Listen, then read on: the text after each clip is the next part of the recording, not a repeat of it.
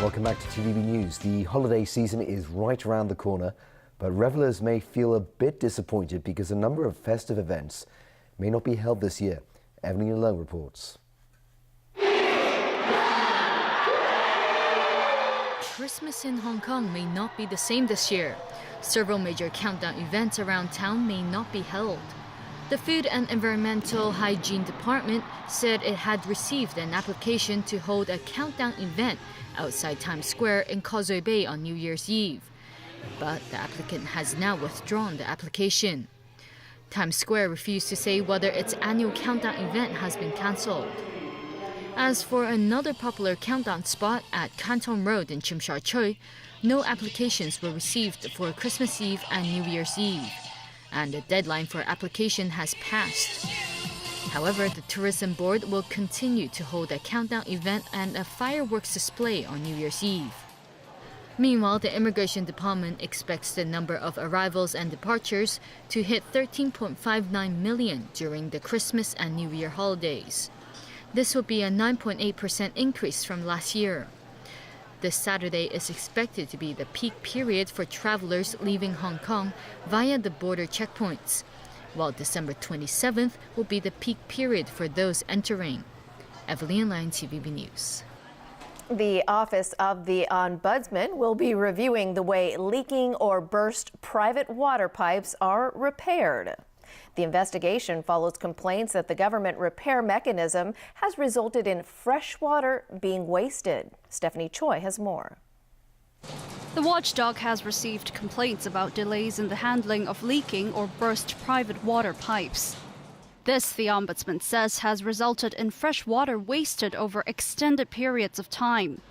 According to the Waterworks Ordinance, the Water Supplies Department should ask owners of faulty pipes to fix any reported leakage within a specified period, or the department would consider cutting off water supply.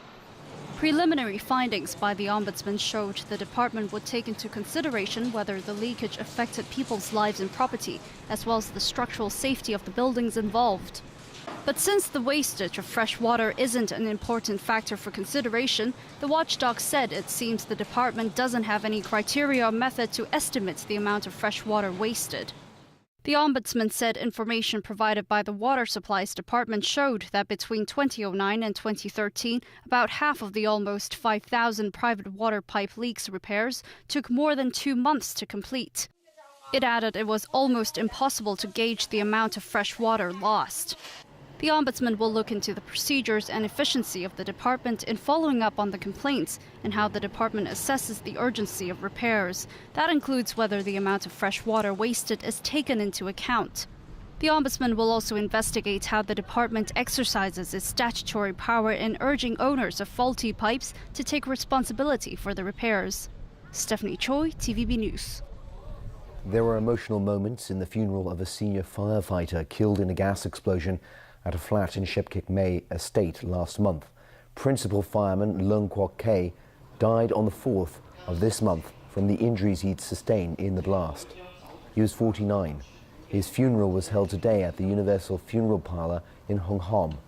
Chief Secretary for Administration Carrie Lam and Secretary for Justice Rimsky Yoon were among the government officials attending the ceremony. The funeral procession then proceeded to the scene of the tragedy and the Mong Kok fire station where Leung had served. He was buried at Gallant Garden, the final resting place for government staff who were killed in the line of duty.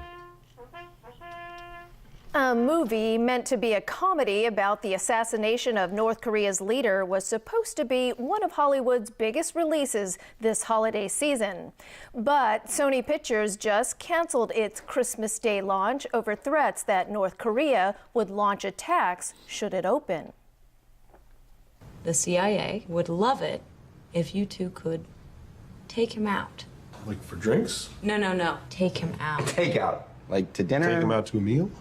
What was meant to be a funny Hollywood movie is no longer a laughing matter. A comedy titled The Interview is about two journalists recruited by the CIA to assassinate North Korean leader Kim Jong-un. But with the North being extremely sensitive to portrayals of its dictator, the thought of killing him off enraged a group of hackers called the Guardians of Peace. They began one of the biggest leaks of private data in history. In addition to Hollywood producers and actors, it also affected Sony employees. When word got out the movie would still play on Christmas Day, the hackers warned moviegoers would suffer terror attacks. That's when Sony pulled the plug. And so once it moves into the physical world where you're talking about possible physical harm, then you're right, it was a little bit inevitable that choices would be made. Christmas holiday movie releases are big money, so this means the threat is real. U.S. investigators have connected the Sony hacking to North Korea and will divulge what they plan to do about it later.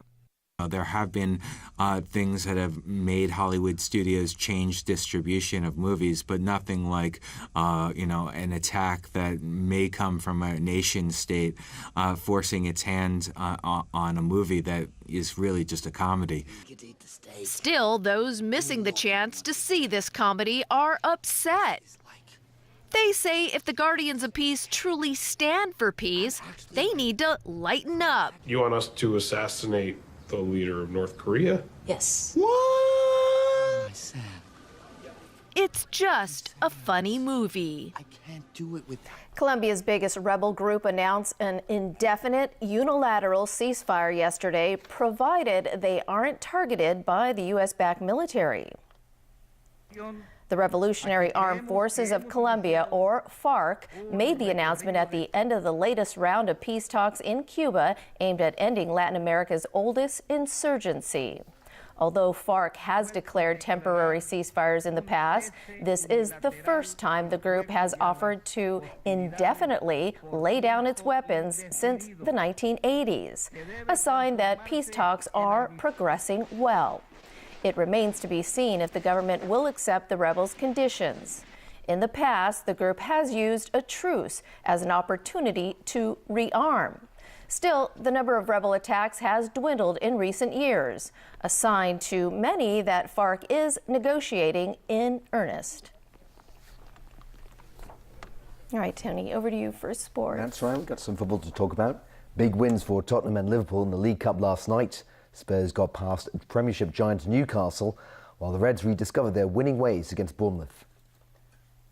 Liverpool have endured a torrid few weeks, but there was redemption for the